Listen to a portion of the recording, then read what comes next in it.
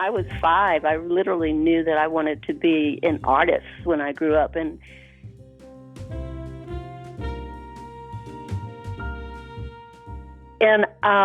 thinking back to that same person, but the little person's mind, it wasn't like an artist like it was just going to be fun.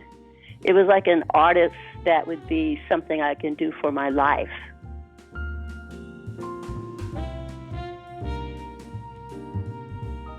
I sold my first painting, 20, and I was working on Fifth Avenue in New York, across from St. Patty's Cathedral, and for a mortgage insurance company, and I was the accounts receivable clerk.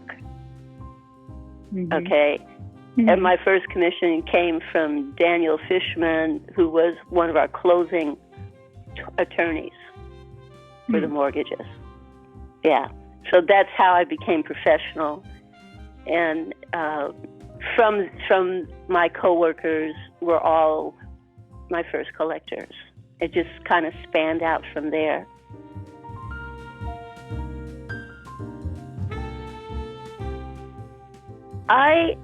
In 1985, I went on a vacation trip to Martinique, and I just became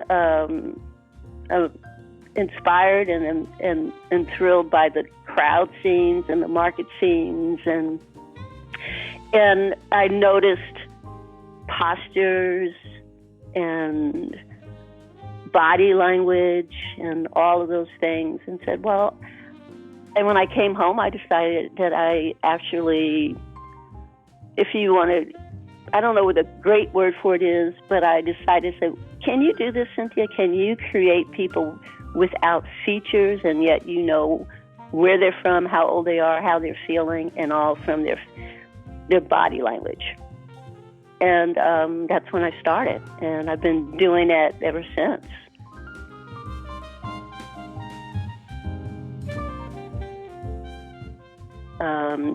This last series I finished the 14th piece in it. Started around the time of all of what's going on since March. Mm-hmm. And it's healers, orishas, shamans, and deities. And so I've been painting healers to help heal the world, to put that out there, to share it with people, to oftentimes, again, the word uplift them, and as well as keeping me uplifted and sane and serene. Then I ended up doing some research on Kamala, and both her first and middle name are deity names. They're Hindu deities. Mm-hmm. So she ended up being the 14th in my series.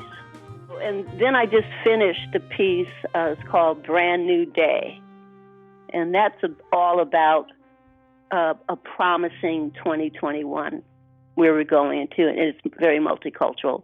And the sky that everyone's going up towards, you'll see that reflected in that piece. So right now there's a big old canvas staring at me, and in my mind I'm formulating what that's going to be.